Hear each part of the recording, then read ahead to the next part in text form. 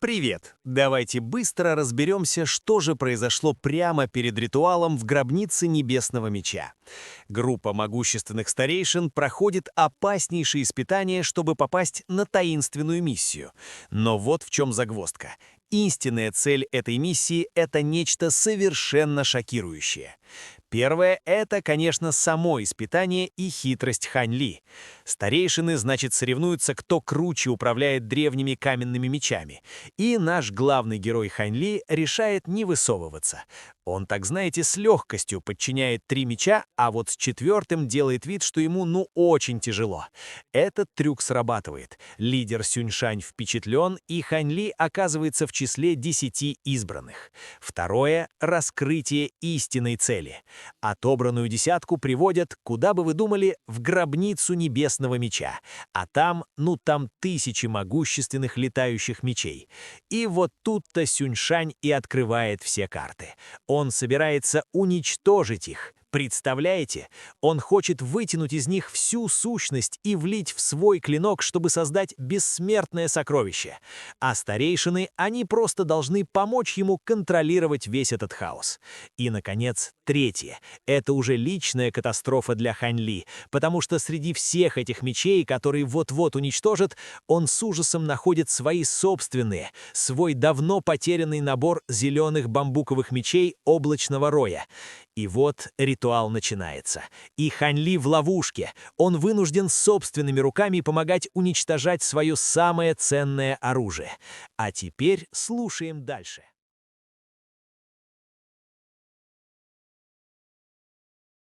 Глава 211. Переворот. Сюньшань медленно отпустил серебряный летающий меч, с которого к этому моменту была полностью снята эссенция меча и духовная природа. Меч рухнул с неба, прежде чем был разорван на частицы меча, бурлящие по всей гробнице мечей, еще до того, как успел приземлиться на землю.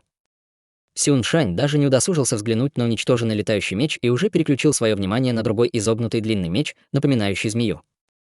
Затем он снова протянул руку вперед, чтобы повторить тот же процесс. Хань Ли лишь мельком взглянул в ту сторону, прежде чем снова сосредоточиться на формации меча вверху. В прошлом он изучал изображение мириады мечей, чтобы совершенствоваться в искусстве наблюдения за мечом, поэтому он не уделял особого внимания изучению перестановок формации мечей с помощью изображения. Однако, наблюдая за формацией меча в этот раз, он обнаружил, что восполняет многие пробелы в своих знаниях в этом отношении. По своей сути, эта формация меча была построена с использованием Ц-меча. У всех формаций есть ядро и определенные ключевые точки, и если найти эти ключевые точки, то найдется способ разрушить или изменить формацию. Время медленно шло, и почти день пролетел в мгновение ока. Благодаря своим наблюдениям Хань Ли уже нашел много важных точек в формации, но он все еще не мог отключить формацию незаметно. Если бы он насильно отключил формацию, это было бы равносильно тому, чтобы забрать свои летающие мечи силой, поэтому у него не было выбора, кроме как продолжать наблюдать и выжидать. За это время Сюньшань уже извлек эссенцию меча из нескольких сотен летающих мечей из нескольких зон на востоке и юге. К этому моменту половина неба над лугом была усеяна летающими мечами, которые были преобразованы в духовную форму. Как раз в этот момент Сюньшань подлетел к зоне в западной части луга, а затем протянул руку и сделал хватательное движение в сторону гигантского меча с широким лезвием. К этому моменту его лицо было немного бледным, что указывало на то, что этот процесс усовершенствования был для него довольно утомительным, но его выражение лица светилось ликованием, а в глазах был азарт. Тем временем взгляд Хань Ли все еще был пристально устремлен на формации вверху, пока он внимательно наблюдал за бесчисленными образами мечей в небе. Внезапно он заметил, что в формации меча, похоже, что-то изменилось по сравнению с ее начальной точкой, но он не мог точно сказать, что именно. Однако у него было ощущение, что эта точка различия, вполне возможно, была единственной возможностью, которая у него была, чтобы изменить формацию и вернуть свои зеленые бамбуковые мечи облачного роя. Однако чем больше он пытался сосредоточиться, тем более неуловимой оказывалась эта точка различия, и он начинал немного нервничать. Вскоре Сюньшань стер метки первоначальных владельцев со всех летающих мечей в зоне вокруг него. К этому моменту большинство летающих мечей на лугу уже были преобразованы в чистую эссенцию меча. Преобразовав все летающие мечи в одной зоне в эссенции меча, Сюньшань не сразу перешел к следующей зоне. Вместо этого он перевернул ладонь, чтобы приготовить пару пилюль, которые тут же проглотил, прежде чем повернуться в сторону Хань Ли. Затем он перевел взгляд на зону, где находился Чжу Фэн, и его взгляд пару раз переместился между двумя зонами, словно он решал, к какой зоне перейти дальше. К этому моменту Хань Ли был так взволнован, что на его лбу уже начали выступать капли пота, но он все еще не нашел выхода из этого затруднительного положения. Он глубоко вздохнул, приняв решение. Вместо того, чтобы продолжать наблюдать за формацией меча, он закрыл глаза и насильно проник в нее своим духовным чувством. Как только его духовное чувство вошло в формацию, Хань Ли тут же почувствовал, как в его душу вонзилась острая боль, словно сотни мечей одновременно пронзают его душу, вызывая ощущение неописуемой агонии. Однако он отказался отступать и, стиснув зубы, силой своего огромного духовного чувства выдержал атаку. Тем временем внимание Сюншаня было полностью сосредоточено на выполнении задачи, а остальные старейшины не смели высвобождать свое духовное чувство, чтобы исследовать формацию меча, опасаясь нанести себе духовный вред, поэтому никто не заметил, что делает Хань Ли. Переварив 2 пилюли, цвет лица Сюншаня немного улучшился, и, в конце концов, его взгляд остановился на северо-западной зоне, прежде чем он направился в ту сторону. Он протянул одну руку, чтобы вызвать в воздухе проекцию золотой ладони, которая схватила один из зеленых бамбуковых мечей облачного роя. Летающий меч, казалось, почувствовал надвигающуюся опасность и начал дрожать, непрерывно визжа, издавая звук, очень похожий на рыдание женщины.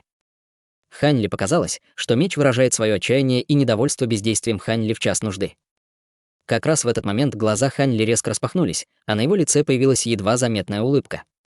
В следующее мгновение летающий меч, попавший в хватку проекции золотой ладони, резко прекратил дрожать и визжать, зависнув в воздухе без дальнейшего движения. Остальные 71 летающий меч, которые изначально летали во всех направлениях, также разом замерли, словно получили какое-то указание. Все они были высоко сконцентрированными солдатами, готовящимися к битве, оставаясь совершенно неподвижными, чтобы сохранить свою энергию. Чжу Фэн сначала был очень рад видеть, что все эти непокорные летающие мечи внезапно успокоились, но по какой-то причине в его сердце вдруг возникло дурное предчувствие. Конечно же, его интуиция оказалась верной. Как раз в тот момент, когда проекция золотой ладони собиралась полностью сомкнуться вокруг зеленого бамбукового меча облачного роя, внезапно раздался громкий раскат грома, и меч выпустил массивный ореол золотой молнии, который отбросил проекцию золотой ладони. В то же время остальные 71 зеленый бамбуковый меч облачного роя также начали сверкать золотой молнией, когда они одновременно вырвались из своих оков и полетели к оставшемуся летающему мечу. Раздались раскаты грома, когда 71 летающий меч разорвал проекцию золотой ладони грозной золотой молнией, чтобы воссоединиться с пойманным летающим мечом. «Что вы делаете, идиоты? Сдерживайте остальные мечи!» — взревел Сюншань разъяренным голосом. Он подумал, что это еще одна волна инстинктивного сопротивления, которую оказывали летающие мечи, и начал отчитывать Чжу Фэна и остальных за их некомпетентность. Он не знал, что Чжу Фэн не отказывался сдерживать летающие мечи. Вместо этого он был физически не способен это сделать. Как только голос Сюншаня затих, из 71 зеленых бамбуковых мечей облачного роя одновременно вырвались ослепительные дуги золотой молнии, и они превратились в 72 полосы золотого света, которые пронеслись по воздуху, вырвавшись из-под контроля Чжу Фэна и улетев в восточную часть гробницы мечей. Чжу Фэн был сильно встревожен, увидев это, и поспешно попытался исправить положение, но летающие мечи были чрезвычайно быстрыми и достигли восточной части луга прежде, чем он или Сюншань успели отреагировать. Достигнув места назначения, 72 летающих меча внезапно разлетелись в разные стороны, вместо того, чтобы вырваться из формации, и пролетели по воздуху по серии глубоких траекторий, образуя небольшую формацию мечей внутри формации сбора духовной энергии 1000 клинков. Новообразованная формация мечей начала излучать ослепительный свет, освещая формацию меча вверху, преобразуя все золотые линии формации меча в небе в Ц меча, которая устремилась к зеленым бамбуковым мечам облачного роя.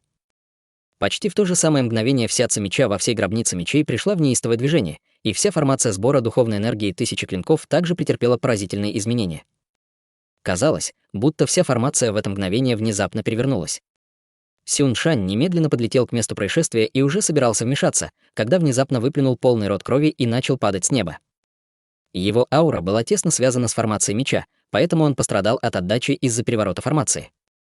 К тому времени, когда он пришел в себя, было уже слишком поздно. Остальные старейшины также были сильно встревожены таким поворотом событий, и все растерялись, не зная, что делать. Что касается учеников стадии Великого Вознесения и стадии интеграции тела, то они ничего не могли сделать, даже если бы хотели. Тем временем Мосе наблюдал за происходящим снаружи формации и заранее заметил некоторые отклонения, но он просто отмахнулся от них, посчитав естественными изменениями, которые можно было ожидать внутри формации меча, и не планировал ничего предпринимать. Следовательно, единственным, кто знал, чего ожидать, был Хань Ли. Ранее он силой выдержал сопротивление формации меча, чтобы исследовать ее внутреннее состояние, и заметил, что циркуляция и распределение Ц меча внутри формации изменились. Он заметил, что после того, как Сюн Шань преобразовал большую часть летающих мечей в эссенции меча, концентрация ци меча в зонах, где находились эти летающие мечи, значительно возросла, что привело к некоторому дисбалансу. Следовательно, он быстро усилил это несбалансированное состояние с помощью формации меча, созданной зелеными бамбуковыми мечами облачного роя, что привело к полному перевороту формации сбора духовной энергии тысячи клинков. Процесс звучал достаточно просто, но на самом деле его было чрезвычайно сложно выполнить. Во-первых, требовался чрезвычайно высокий уровень чувствительности к изменениям существующей формации меча, что позволяло бы ощущать малейшие изменения в ци меча. Во-вторых, для переворота формации требовалось точное время. В противном случае попытка переворота, скорее всего, закончилась бы неудачей. Наконец, небольшая формация меча, используемая для усиления дисбаланса в ци меча, происходила из существующей формации меча, поэтому они были тесно связаны и могли резонировать друг с другом. Во всем этом процессе нельзя было допустить ни малейшей ошибки, и только тогда можно было перевернуть формацию меча. В противном случае формация меча была бы просто разрушена. Сотни полос эссенции меча, висевших в воздухе, внезапно словно что-то призвало, и они начали летать по небу по серии странных траекторий. Наблюдая издалека, Мосе внезапно осенило, и он посмотрел на формацию меча в небе, обнаружив, что траектории, по которым следовали полосы эссенции меча, идеально совпадали с линиями формации. К этому моменту в формации меча, образованной зелеными бамбуковыми мечами облачного роя, уже сформировался гигантский фиолетовый вихрь в форме воронки, и внутри вихря непрерывно бурлила ци меча, сопровождаемая вспышками золотой молнии. Сотни полос чистой эссенции меча сходились к лазурному вихрю, сопровождаемые бесчисленными полосами несравненно острого света меча, представляя собой чудесное визуальное зрелище.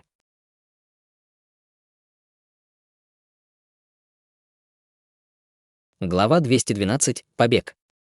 Этот вид чистой эссенции меча, лишённый меток прежних владельцев, был подобен лучшей из существующих добавок для летающих мечей, будучи одновременно чрезвычайно питательным и очень легко усваиваемым. В мгновение эка большая часть эссенции меча была поглощена 72 зелеными бамбуковыми мечами облачного роя. Все летающие мечи начали сильно вибрировать и визжать в унисон, словно крича от восторга. К этому моменту формация меча, которая была полностью перевернута зелеными бамбуковыми мечами облачного роя, также полностью вышла из-под контроля, и оставшиеся летающие мечи, с которых еще не были стерты метки, казалось, воодушевились и снова начали отчаянно сопротивляться. Сюн Шань едва сдерживал свою ярость, увидев это, и взревел разъяренным голосом: «Сдерживайте эти летающие мечи, идиоты! Чего вы все ждете? Помимо старейшин, которые все еще следили за оставшимися зонами, все остальные старейшины немедленно высвободили свои способности в унисон, пытаясь остановить волну мечей, которая непрерывно устремлялась к вихрю. Однако эти формации были рассчитаны только на противодействие сопротивлению небольшого количества летающих мечей одновременно, а в этот момент практически все летающие мечи на лугу устроили коллективный бунт, и остановить их всех было невозможно. Пожалуйста, помогите мне, собрат Даос Мосе. Я обязательно щедро вознагражу вас после этого. Крикнул Сюн Шань, затем стиснул зубы, сложил печать заклинания и поднял ладони к небу. Раздался громкий ляск, когда золотой длинный меч, воткнутый в алтарь, поднялся с земли, излучая яркий золотой свет, а затем немедленно устремился к нему. Как только меч покинул платформу для подношения мечей, вся формация перестала функционировать, и формация меча в небе также исчезла. После короткого колебания Мосе протянул обе руки, и раздался жужжащий звук, когда из его рукавов вылетело около дюжины черных длинных мечей. Вокруг всех мечей сверкали черные молнии, и они начали влетать в волну мечей. К этому моменту зеленые бамбуковые мечи облачного роя уже поглощали последние частицы эссенции меча в воздухе. Внезапно раздался оглушительный взрыв, когда из лазурного вихря поднялся массивный золотой столб молнии толщиной более 30 метров и высотой более 3000 метров, пронзая небеса, словно копье бога молнии. Вверху раздался оглушительный грохот, и слои ограничений, охватывающих весь луг, были разорваны один за другим, образовав в небе огромную дыру. Тем временем копье молнии появилось лишь на мгновение, прежде чем распасться на бесчисленное множество золотых искр. Над зелеными бамбуковыми мечами облачного роя продолжала сверкать молния, когда бесчисленные дуги золотой молнии соединились вместе, переплетаясь и образуя массивный лазурный меч длиной более 30 метров. Как только гигантский меч принял форму, он тут же направил свой кончик на огромную дыру в небе, и по его лезвию пробежал лазурный свет, когда он приготовился лететь к дыре, а вокруг него распространилась вспышка пространственных рябей. Как раз в этот момент внезапно раздался чрезвычайно резкий визг, причиняя острую боль всем барабанным перепонкам, и некоторые из учеников стадии интеграции тела мгновенно потеряли сознание, и из их ушей потекла кровь. «Вернитесь!» Взревел Сюн Шань, и в следующее мгновение из воздуха внезапно появилась массивная проекция золотого меча и обрушилась на гигантский лазурный меч. Раздался оглушительный ляск, когда проекция меча столкнулась с лазурным мечом, посылая мощные ударные волны во все стороны. Из точки, где столкнулись два меча, по воздуху прошел золотой ореол, распространяясь во всех направлениях. Все почувствовали, как над их головами пронеслась волна ударных волн, и, подняв взгляд, они увидели четкую пропасть в небе. Это не было разрывом самого пространства. Вместо этого обрывки облаков и меча в небе и даже частицы пыли в воздухе были разрезаны золотым ореолом. Сразу же за связанными летающими мечами Сюншаня последовало около дюжины черных молниеносных длинных мечей, выпущенных Мосе. К сожалению, по пути они были поражены расширяющимся золотым ореолом, и все они с огромной силой отлетели назад. Как владелец мечей, Мосе, естественно, также получил сильный удар, и он поспешно сделал манящий жест, чтобы вернуть летающие мечи, после чего больше не предпринимал никаких действий и начал наблюдать со стороны. Как раз в этот момент в ушах у всех раздался чрезвычайно отчетливый треск. Проекция золотого меча внезапно раскололась посередине, прежде чем разлететься на бесчисленные осколки, и с неба упали две половинки золотого летающего меча, полностью лишённые своего прежнего блеска. В то же время гигантский лазурный меч пронзил дыру в небе и улетел, исчезнув в мгновение ока. Сюншань выплюнул большой рот крови, когда поймал две половинки своих связанных летающих мечей, и он был в ярости. Все старейшины и ученики немедленно собрались вокруг него, но никто не смел ничего сказать, и даже Мосе молчал, слегка нахмурив брови. Хань Ли стоял немного поодаль от толпы, тайком стабилизируя свою бурлящую ауру. Та проекция золотого меча только что была чрезвычайно мощной атакой, и хотя большая часть ее силы была нейтрализована огромным количеством эссенции меча, поглощенной зелеными бамбуковыми мечами облачного роя, Хань Ли все же неизбежно немного пострадал от атаки. Мечи ушли в северо-восточном направлении. Поторопитесь и верните их. Сквозь стиснутые зубы выплюнул Сюншань с разъяренным выражением лица. Получив такой серьезный урон своему связанному летающему мечу, он должен был как можно скорее уйти в уединение, чтобы залечить свои раны. В противном случае была очень большая вероятность, что его база совершенствования сильно снизится. Услышав это, все немедленно отправились в погоню, но потом Сюншань остановил их. «Подождите, теперь они на северо-западе». «Подождите, нет, на юго-западе». «Что происходит, собрат Дао Сюн?» — спросил Мосе, и остальные старейшины также смотрели на него с озадаченными выражениями лиц. «Я потерял след мечей. Моя последняя связь с ними полностью разорвана», — холодным голосом сказал Сюншань. Затем он повернулся, чтобы посмотреть на сильно опустошенную гробницу мечей, а также на оставшиеся летающие мечи на лугу, которых было менее 300, и его глаза горели яростью. Он поднял руку, и его рукав зашумел, несмотря на отсутствие ветра, когда он силой опустил руку вниз. Все оставшиеся летающие мечи мгновенно были поражены огромной силой, которая отправила их прямо в землю. Раздалась серия громких ударов, когда все летающие мечи приземлились на землю, погрузившись так глубоко, что над поверхностью были видны только их рукояти. Все отчетливо ощущали ярость Сюншаня, и никто не смел ничего делать или говорить без дальнейших указаний. Чжу Фэн был тем, кому было поручено следить за зелеными бамбуковыми мечами облачного роя, и его лицо стало смертельно бледным, а тело бесконтрольно дрожало от страха. Он был всего лишь старейшиной внутренней секты, поэтому, если бы Сюншань в приступе ярости обратился против него, его смерть была бы предрешена. Даже если бы секта наказала Сюншаня после этого, это вряд ли имело бы значение для Чжу Фэна, когда он уже мертв. Сюншань медленно обвел взглядом лица всех присутствующих, и, несмотря на свою ярость, он все еще не потерял рассудок. Он знал, что такой переворот в формации сбора духовной энергии тысячи клинков не мог произойти без причины. Кто-то должен был вмешаться в ее работу, и была очень большая вероятность, что виновником был один из 10 старейшин, стоящих перед ним. Чжу Фэн, как тот, кто следил за 72 зелеными бамбуковыми мечами облачного роя, был самым подозрительным, но он не был тем, кого Сюншань считал главным подозреваемым. Вместо этого в его глазах самым подозрительным был Мосе, который попросил присутствовать. Такой сложной формацией меча невозможно было полностью управлять даже самому Сюншаню, и если у кого-то из присутствующих и была способность перевернуть формацию, то это мог быть только Мосе, чья база совершенствования была чрезвычайно близка к его собственной. Мосе, похоже, заметил намек на подозрение в глазах Сюншаня и тут же возразил: «Ты же не подозреваешь меня, заместитель лорда Дао Сюн? Я не сделал ничего, кроме того, что ты попросила о помощи в конце, и я даже не высвобождал свою ауру. Если бы я вмешался в работу формации, как бы я смог сделать это, полностью избежав твоего обнаружения? Не нужно так волноваться, собрат Дао Смо». «Я ничего не сказал», — холодно фыркнул Сюншань. Несмотря на свои подозрения, у него не было доказательств, поэтому он не мог развивать эту тему дальше. Он не был опрометчивым человеком.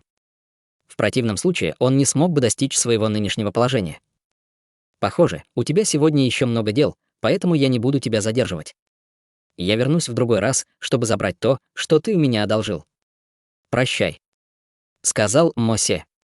Сюн Шань ничего не ответил, поднял руку и наложил несколько печатей заклинаний в определенном направлении, и пространство там задрожало, когда появился шар белого света размером в несколько десятков метров. Мосе сложил кулак в прощальном приветствии Сюн Шаню, а затем в мгновение Эке влетел в шар белого света. Сюн Шань проводил взглядом Мосе, покидающего гробницу мечей, а затем отвел взгляд и начал с морозным выражением лица рассматривать лица 10 старейшин, стоящих перед ним. Казалось, будто атмосфера полностью застыла, и никто не смел произнести ни звука. Как и все остальные, Хань Ли слегка опустил голову, чтобы избежать взгляда Сюн Шаня. После долгого молчания взгляд Сюн Шаня, наконец, остановился на Джу Фэне. «Тебе нечего сказать, старейшина Джу Фэн». Сердце Джу Фэна сильно забилось, услышав это, и он начал заикаться от страха. «Нет, но Сюн Шань еще раз тайком исследовал всю гробницу мечей своим духовным чувством, но так и не смог найти никаких улик, и продолжил: я уже предупреждал вас всех ранее. Никому, кто подведет, не будет оказано милосердие. Ты тот, кто совершил эту серьезную ошибку, поэтому я не могу просто так позволить тебе избежать наказания без какой-либо компенсации. Как ты хочешь, чтобы я компенсировал тебе это, заместитель лорда Дао Сюн?» — спросил Джу Фэн, и по его лицу обильно потек холодный пот. «Учитывая огромные потери, которые я понес, ты не сможешь покрыть все, даже если продашь все свое имущество. Я не жестокий и бессердечный человек, поэтому я попрошу только 6000 очков заслуг и 300 камней бессмертного происхождения в качестве компенсации», — холодным и непреклонным голосом объявил Сюн Шань. Джу Фэн чуть не рухнул на землю, услышав это. Это было больше, чем все, что у него было в данный момент, и заставить его выплатить такую огромную компенсацию было хуже, чем убить его. Однако у него не было выбора, кроме как смириться с этим. Все остальные присутствующие внутренне кривились, осуждая Сюн Шаня за его жестокие требования, но в то же время радовались тому, что они не на месте Джу Фэна.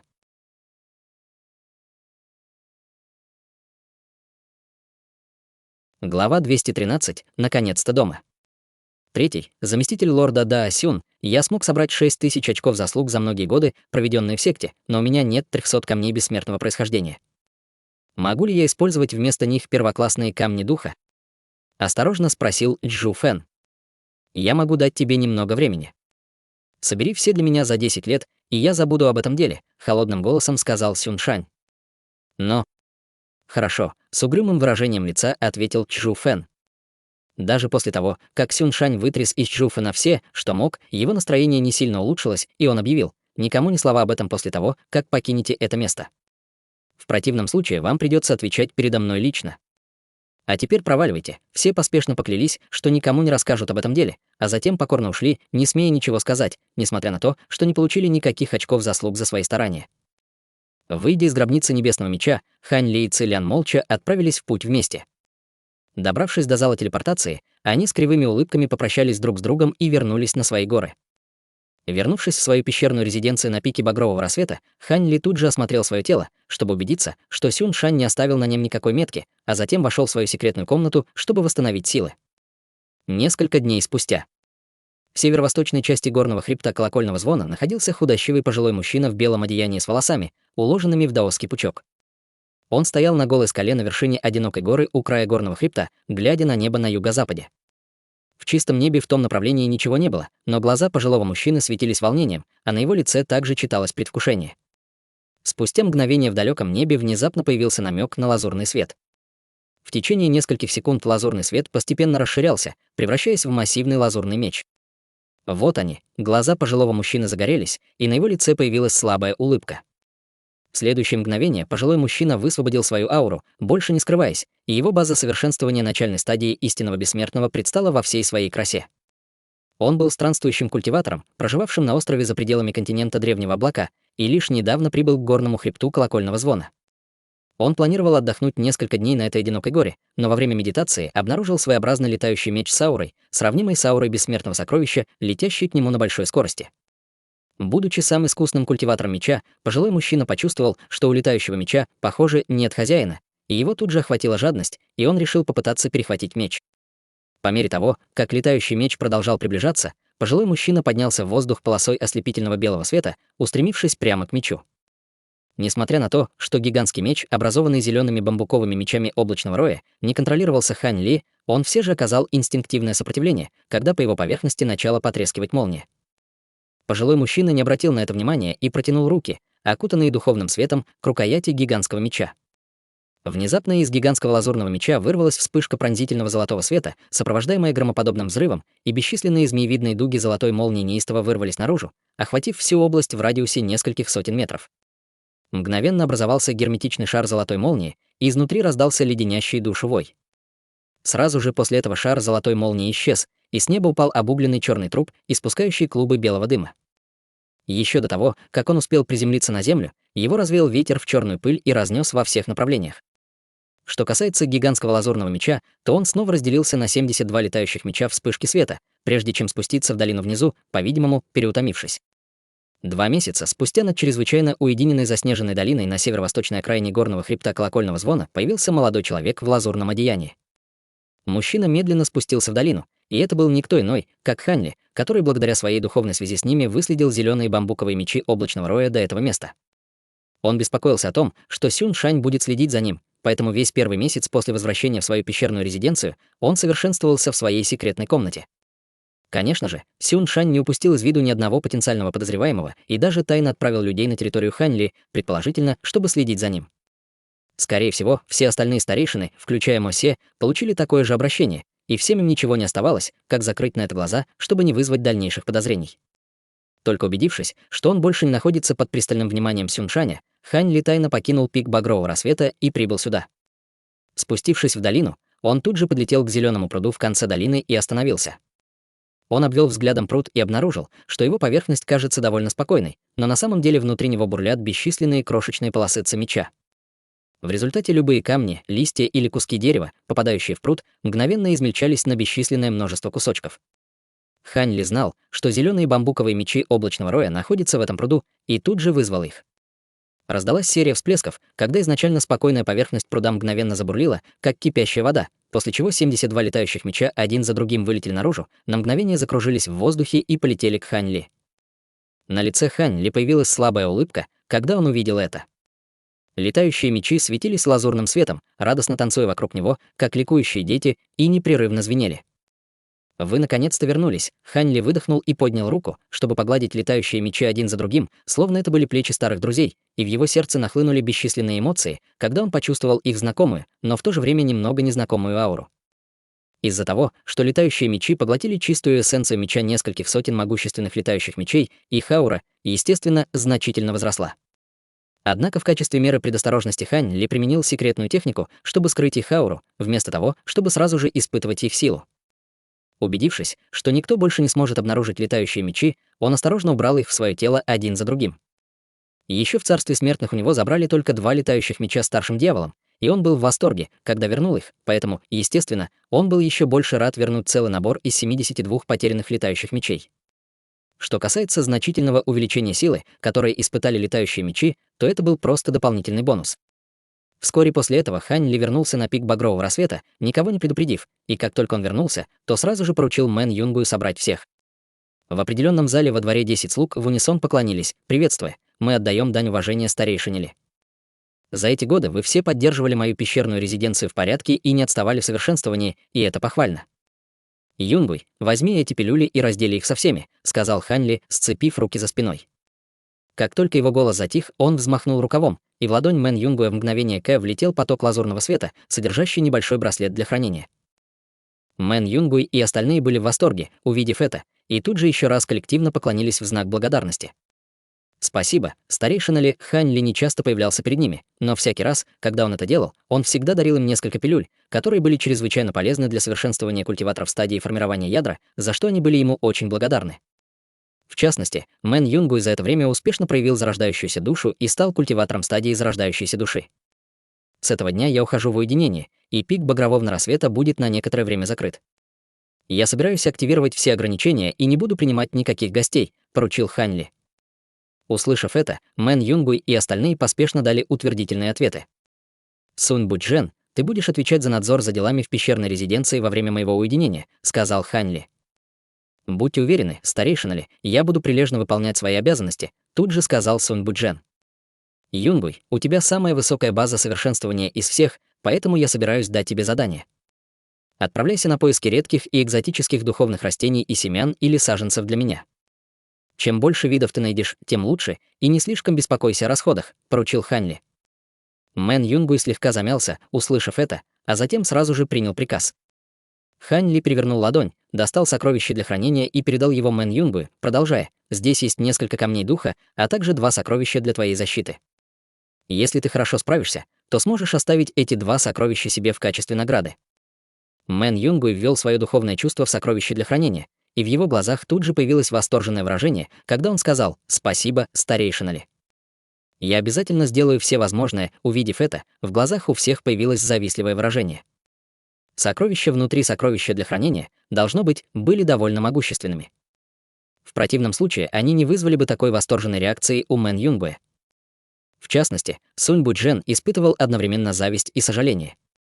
Его база совершенствования изначально была немного выше, чем у Мэн Юнгуя, но за эти годы Мэн Юнгуй совершил ряд последовательных прорывов, достигнув стадии зарождающейся души раньше него. Если бы он знал, что так получится, то работал бы еще усерднее над своим совершенствованием, и, возможно, тогда бы именно он получил такую награду. Мэн Цинцань неотрывно смотрела на Хань Ли, и в ее глазах светилось предвкушение. Она переоделась в белоснежное платье, что придавало ей чистый и великолепный вид. «Хорошо, теперь вы все можете идти», — с улыбкой сказал Хань Ли всем, прежде чем повернуться и направиться обратно в свою пещерную резиденцию. Все тут же еще раз коллективно поклонились. «Прощайте, старейшина Ли». Однако Мэн Цинцань не поклонилась вместе со всеми остальными, и ее лицо постепенно становилось все бледнее и бледнее. Раздался слабый стук, когда ворота пещерной резиденции захлопнулись. Поговорив немного с Мэн Юнгуем, Сунь Буджен выбрал несколько человек, чтобы они сопровождали его, и вскоре они были заняты работой. Тем временем Мэн Цинцань смотрела на закрытые каменные ворота, закусив нижнюю губу с чувством меланхолии в сердце. Все это время Хань Ли даже не взглянул на нее. Мэн Юнгуй знал о мыслях своей сестры и подошел к ней, прежде чем спросить: «Что случилось, Цинцань?» «Ничего», — ответила Мэн Цинцань, опустив голову, и на ее глазах уже появилась пелена слез. Все это время Хань Ли даже не взглянул на нее. Мэн Юнгуй знал о мыслях своей сестры и вздохнул: «Старейшина Ли не из того же мира, что и мы. Ты должна это прекрасно понимать». Услышав это, Мэн Цинцань слегка вздрогнула, но затем подняла голову с решительным выражением глаз. Увидев это, Мэн Юнгуй мог только покачать головой и тихо вздохнуть. Внешне Мэн Цинцань выглядела очень хрупкой, но на самом деле она была очень упрямой и несгибаемой внутри, и он был бессилен отговорить ее, когда она что-то задумала. В любом случае, возможно, это не обязательно плохо. Мэн Юнгуй с легкой улыбкой отбросил эти мысли и начал размышлять о том, как он собирается выполнить задачу, поставленную перед ним Хань Ли.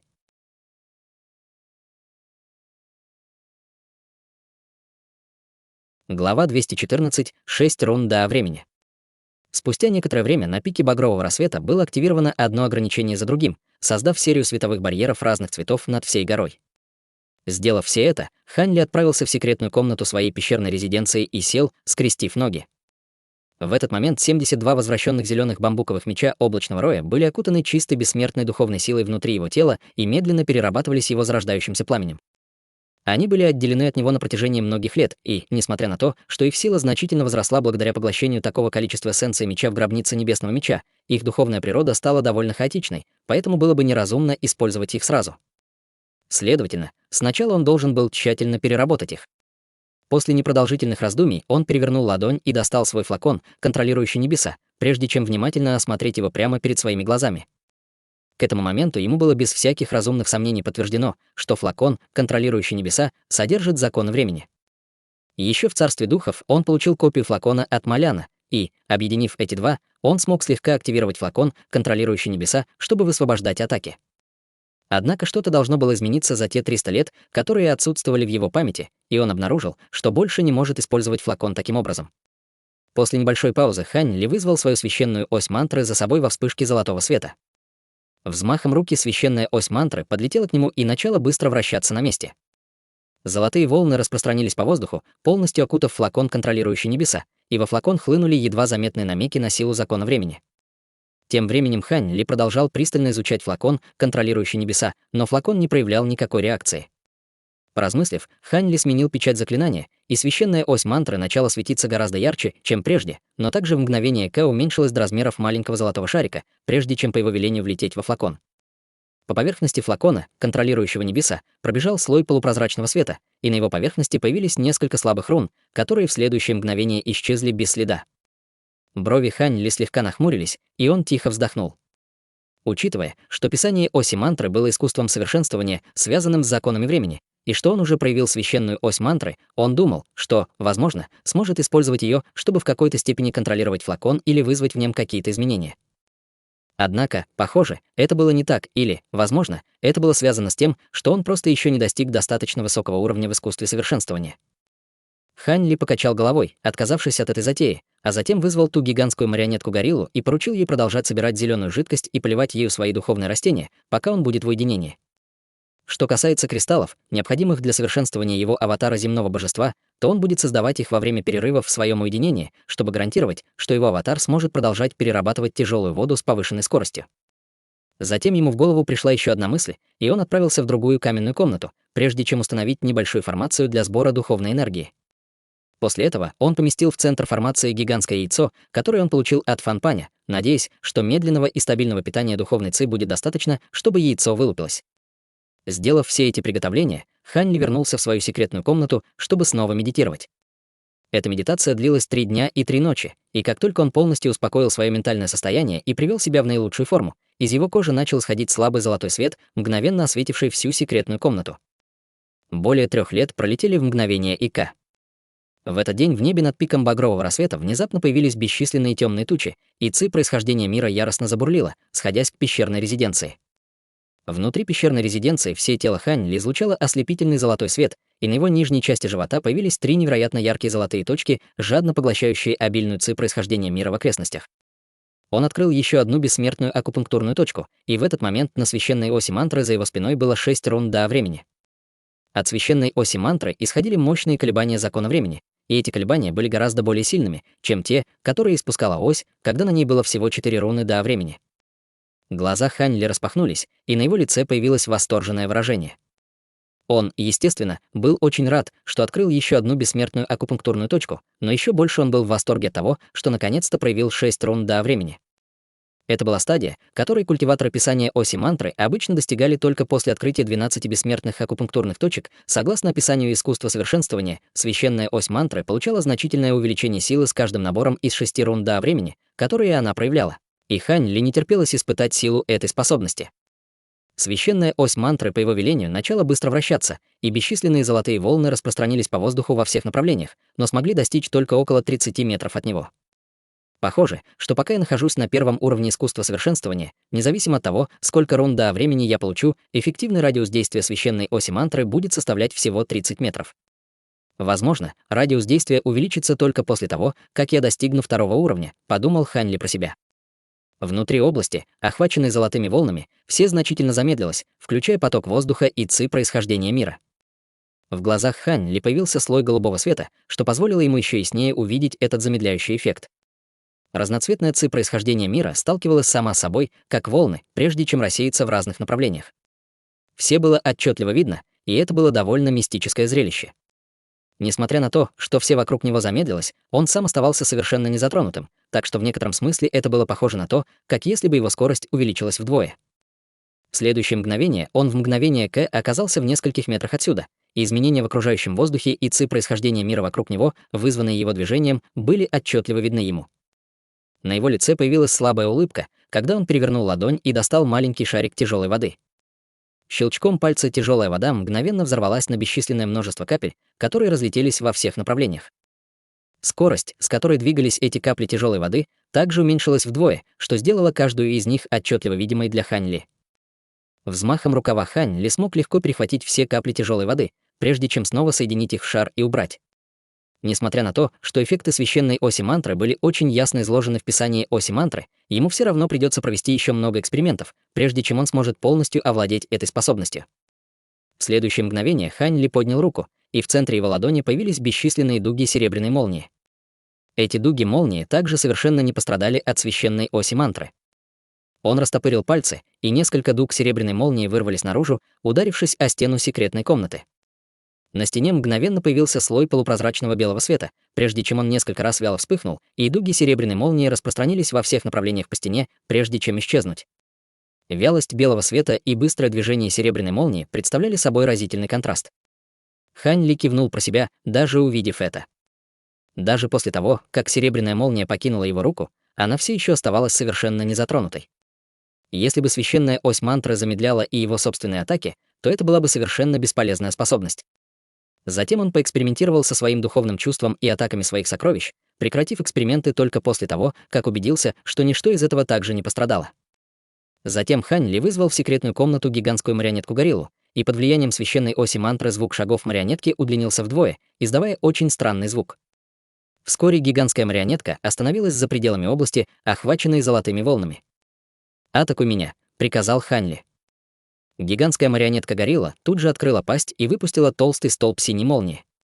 В то же время она подняла руку, и из кончиков ее пальцев в сторону Хань Ли устремились 5 дуг синей молнии. Атаки были довольно слабыми, но скорость молнии все равно была не из тех, над которыми можно было бы насмехаться. Однако, как только молния соприкоснулась с золотыми волнами, ее скорость мгновенно уменьшилась вдвое. Это не звучало как что-то особенное, но на самом деле это была огромная разница. Хань Ли уклонился от атак, не используя никаких техник движения, и дуги молнии пролетели мимо него, даже не задев его одежду. Хань Ли был очень взволнован, увидев это, и поручил гигантской марионетке-горилле применить другие виды атак, скорость которых также уменьшилась вдвое. После этой серии экспериментов он определил большинство свойств священной оси мантры. Он также придумал несколько способов использования священной оси мантры, и чем больше он думал об этом, тем больше волновался. Если бы он мог правильно использовать эту способность, то у него был бы шанс победить даже культиваторов поздней стадии истинного бессмертного. Однако затем он внезапно заметил кое-что немного удручающее. Он использовал свою священную ось мантры совсем недолго, но большая часть его бессмертной духовной силы уже исчезла. Похоже, эта способность была чрезвычайно энергозатратной. Однако, учитывая, насколько невероятными были ее эффекты, было логично, что она будет так сильно истощать бессмертную духовную силу пользователя. Священная ось мантры по велению Хань Ли исчезла во вспышке света, и он сел, скрестив ноги, планируя продолжить совершенствование. Однако перед этим он поручил гигантской марионетке-горилле принести ему свой флакон, контролирующий небеса, и снова попытался активировать его с помощью своей священной оси мантры, но результат был таким же, как и в прошлый раз. На лице Хань Ли появилась кривая улыбка, когда он увидел это, но он быстро очистил свой разум, прежде чем вернуться к своему уединению. Более 20 лет пролетели в мгновение ика. Пик багрового рассвета оставался таким же мирным, как и прежде, далеким от оживленных и шумных сцен, которые можно было бы увидеть на некоторых других пиках секты. Красный огненный миазм у горы уже полностью исчез, поэтому климат вернулся к норме, и все, что не было охвачено ограничениями, было покрыто толстым слоем снега. Бескрайний простор нетронутого снега представлял собой потрясающее зрелище. К сожалению, на пике багрового рассвета не было никого, кто мог бы оценить эту прекрасную картину. Все были заняты работой, либо ухаживая за пещерной резиденцией, либо совершенствуясь. На участке пустой земли в задней части пика багрового рассвета на земле была выгравирована багровая формация размером более 30 метров. В формацию было встроено множество багровых кристаллов, которые светились огненным светом. В центре формации сидела Мэн Цинцань в белом платье. Из кристаллов поднимались полосы багрового света, прежде чем сходиться вокруг нее, создавая впечатление, будто она сидит в багровом пламени. На ее лбу виднелся слабый блеск пота, а щеки были немного покрасневшими. Казалось, она совершенствовалась в какой-то секретной технике. За последние 2 десятилетия ее внешность не сильно изменилась, но ее база совершенствования уже достигла поздней стадии формирования ядра, демонстрируя темпы прогресса, которые были довольно экстраординарными среди учеников внешней секты до Пылающего дракона. Конечно, в этом сыграли чрезвычайно важную роль пилюли, подаренные ей Хань Ли, и камни духа, оставленные ей Мэн Юнгуем перед его уходом, но ее решимость в стремлении к великому Дая также была неотъемлемым фактором. Без этих ментальных качеств она никак не смогла бы вынести одиночество и умопомрачительную монотонность совершенствования.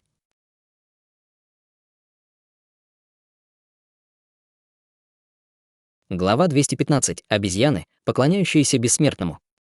Как раз когда Мэн Цинцань совершенствовалась, вдалеке над всем пиком багрового рассвета внезапно раздался оглушительный взрыв. Над пещерной резиденцией Хань Ли мгновенно появилось плотное одеяло из темных туч, и ци происхождения мира неистово сошлась, образовав вихрь духовной ци, видимый даже невооруженным глазом. Глаза Мэн Цинцань распахнулись, и она с восторженным выражением лица повернулась к пещерной резиденции Хань Ли.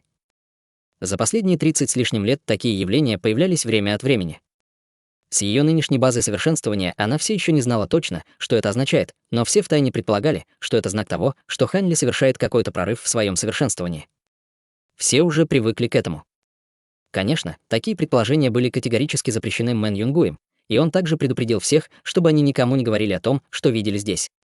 Внутренняя часть секретной комнаты была освещена ослепительным золотым сиянием, и на нижней части живота Хань Ли светилось 7 золотых точек.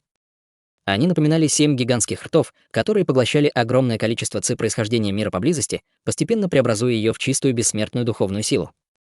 Эта скорость поглощения ци происхождения мира была в бесчисленное количество раз выше, чем раньше, и на священной оси мантры, которая медленно вращалась за спиной Хань Ли, появились 14 рун до времени. Спустя долгое время Хань Ли медленно открыл глаза, и на его лице появился намек на ликование.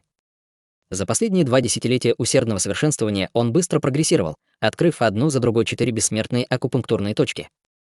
Всего за несколько десятилетий он открыл 7 бессмертных акупунктурных точек, и такие темпы прогресса шокировали бы даже лордов до стадии золотого бессмертного. Он встал на ноги, из его тела начал сходить яркий золотой свет, а 14 рун до времени на священной оси мантры за его спиной тут же начали высвобождать мощные колебания закона времени. Почувствовав огромную силу закона, вложенную в священную ось мантры, Хань Ли снова охватило желание испытать ее силу, и он тут же вылетел из своей секретной комнаты полосой лазурного света. Когда явление в небе исчезло, Мэн Цинцань глубоко вздохнула, а затем закрыла глаза, продолжая совершенствоваться. В ее тело хлынули потоки огненного света, и ее лицо снова стало ярко-красным, а брови слегка нахмурились от боли. Как раз в этот момент Хань Ли без предупреждения появился рядом с ее формацией, а затем выпустил из кончика пальца вспышку света, которая устремилась прямо в переносицу Мэн Цинцань. Мэн Цинцань вздрогнула, когда краснота ее лица быстро исчезла, и она открыла глаза. Увидев Хань Ли, она поспешно встала на ноги и сделала реверанс. «Старейшина Ли. Усердно совершенствоваться — это хорошо, но нельзя быть слишком амбициозной. Иначе ты слишком сильно нагрузишь свое тело. Слишком много хорошего становится плохим, понятно?» Вскоре после того, как он покинул свою пещерную резиденцию, он заметил, что Мэн Цинцань находится на грани отклонения ци, поэтому решил помочь ей. На лице Мэн Цинцань появился легкий румянец, и она, взяв себя в руки, ответила «да». «Благодарю вас за наставление, старейшина Ли. Если не случится никаких происшествий, похоже, что ты тоже сможешь проявить зарождающуюся душу через несколько лет. Когда это время придет, у меня будут для тебя другие задания», заметил Хань Ли, прежде чем снова исчезнуть на месте. Мэн Цинцань поспешно подняла голову, чтобы что-то сказать, но Хань Ли уже нигде не было видно, и она растерянно оглядывалась по сторонам.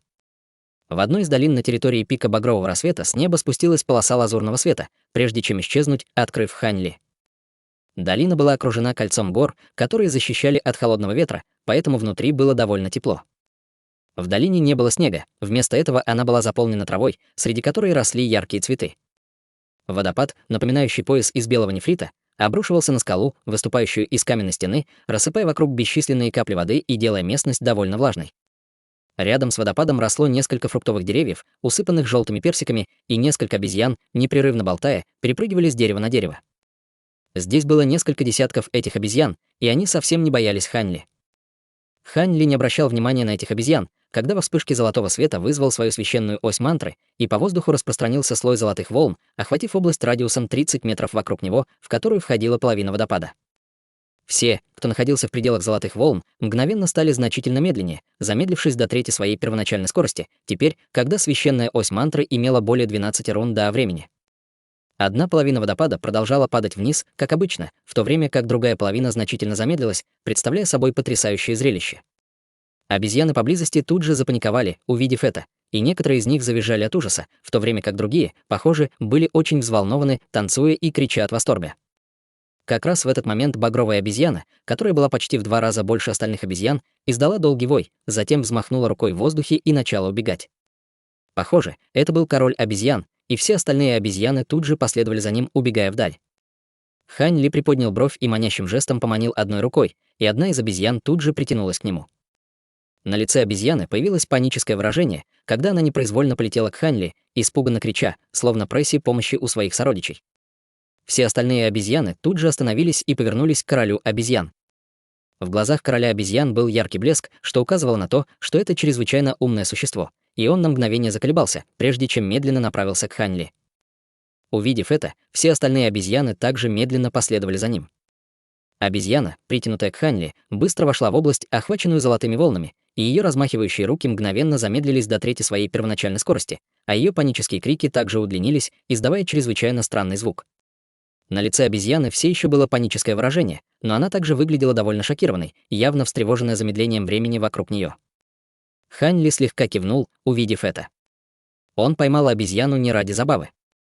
Вместо этого он просто хотел понаблюдать за воздействием священной оси мантры на живые существа. Обезьяны, ведомые своим королем, подошли к Ханли, затем упали на колени и поклонились ему, прежде чем с мольбой взглянуть на него. «Я вижу, ты довольно умная обезьяна. Будь уверен, я не собираюсь причинять вред твоим сородичам», сказал Ханли, слегка кивнув королю обезьян, и взмахом рукава обезьяна была возвращена в стаю, приземлившись на землю совершенно невредимой. В то же время Ханли указал пальцем вперед, выпустив вспышку лазурного света, которая разделилась на несколько десятков вспышек, каждая из которых проникла в тело обезьяны.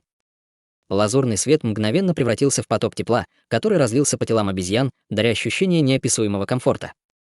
Внезапно тело короля обезьян окуталось слоем багрового света, который несколько раз вспыхнул, прежде чем исчезнуть. В глазах короля обезьян появилось озадаченное выражение, но затем он тут же пришел в себя, и его глаза стали выглядеть еще умнее, чем раньше, когда он повел всех обезьян снова поклониться Ханли. Это была довольно поэтичная сцена. Обезьяны поклонялись бессмертному перед живописным водопадом. Ханли не обращал внимания на обезьян, еще некоторое время испытывая силу священной оси мантры, и на его лице появилось довольное выражение. Если бы он снова столкнулся с Фан Панем в своей нынешней форме, он бы и близко не так сильно страдал. На самом деле, он смог бы легко победить его. Теперь, когда у него была эта священная ось мантры, у него наконец-то появилось мощное средство самозащиты в царстве бессмертных. Поразмыслив немного, он внезапно полосой лазурного света полетел обратно к вершине пика багрового рассвета. Король обезьян с озадаченным выражением лица смотрел на удаляющуюся фигуру Ханли, в то время как остальные обезьяны оглядывались по сторонам, немного растерявшись. Ханли быстро вернулся в свою пещерную резиденцию, чтобы продолжить свое уединение, и в мгновение ока пролетело еще несколько лет. Внутри пещерной резиденции Ханли сидел, скрестив ноги, и по всему его телу струился золотой свет, а 7 бессмертных акупунктурных точек на его животе непрерывно вспыхивали, поглощая ци происхождения мира, которая постоянно текла в комнату. Спустя долгое время он медленно открыл глаза, и золотой свет, исходящий из его тела, исчез, когда он слегка нахмурил брови. С тех пор, как он открыл свою 7-ю бессмертную акупунктурную точку, скорость его совершенствования резко снизилась. На самом деле, он прогрессировал не так уж и медленно. По сравнению с другими истинными бессмертными с такой же базой совершенствования, он все еще продвигался гораздо быстрее, но, привыкнув к быстрому прогрессу, которого он достигал раньше, это был немного удручающий поворот событий. Ханли встал на ноги, сцепил руки за спиной и начал расхаживать взад-вперед по своей пещерной резиденции, словно размышляя о чем-то. Спустя мгновение он остановился, словно приняв какое-то решение, и вышел из пещеры. При нормальных обстоятельствах такие темпы совершенствования не были бы проблемой, но проблема заключалась в том, что он все еще был далеко не в безопасности. Фан Пань был мертв, но таинственная фигура, стоявшая за ним, все еще существовала, и никто не знал, когда она появится. Он вернул свои зеленые бамбуковые мечи облачного роя и переработал их в течение нескольких лет. Кроме того, его база совершенствования значительно продвинулась, и теперь у него была священная ось мантры, но он все еще не был уверен, что сможет противостоять этому человеку. Сейчас не время почивать на лаврах. Ему все еще нужно было как можно быстрее получить больше силы. Лучшим способом улучшить скорость совершенствования, естественно, было употребление пилюль. Из-за быстрого прогресса, которого он достиг до сих пор, он не задумывался о приобретении пилюль. Однако теперь пришло время отправиться на поиски пилюль, которые подходят ему. За эти десятилетия уединения он вырастил партию 10 тысячелетних обычных духовных лекарств, и также пришло время выполнить 3 миссии, которые он должен был выполнить за 100 лет в секте. Раздалась серия глухих раскатов, когда ограничения на пике багрового рассвета медленно отступили, создав яркое и красочное световое шоу. Увидев это, Сунь Буджен и остальные тут же собрались перед входом в пещерную резиденцию Ханли. Ворота пещерной резиденции медленно открылись, и изнутри вышел Ханли. «Приветствуем, старейшина Ли». Хором поприветствовала группа из 9 слуг. Мэн Юнгуй еще не вернулся. Спросил Ханли. Из 9 слуг и Сунь Буджен, и Мэн Цинцань уже достигли стадии зарождающейся души, в то время как большинство остальных также достигли поздней стадии формирования ядра. За последние несколько десятилетий 3 из 10 слуг успешно проявили зарождающиеся души, и это был довольно примечательный прогресс даже в Даа Пылающего Дракона. В частности, способности Мэн Цинцань к совершенствованию, похоже, были даже немного выше, чем у ее брата. Мэн Юнгуй еще не вернулся с задания, которое вы ему поручили, старейшина Ли, сообщил Сунь Буджен. На лице Мэн Цинцань появилось беспокойство при упоминании ее брата, и брови Хань Ли также слегка нахмурились, услышав это. База совершенствования Мэн Юнгуя была не очень высокой, и Хань Ли мог только надеяться, что с ним не случилось никаких происшествий. с 2 сокровищами, которые Хань Ли даровал ему для защиты, и его статусом слуги Хань Ли. С ним все должно быть в порядке, пока он не покидает территорию до Пылающего дракона. Вы все усердно работали, ухаживая за моей резиденцией все эти годы. Возьмите эти пилюли в качестве награды. Взмахом руки перед каждым из 9 слуг опустился флакон с пилюлями. Спасибо, старейшина Ли, Сунь Бучен и остальные были в восторге и тут же убрали флаконы, прежде чем поклониться в знак благодарности.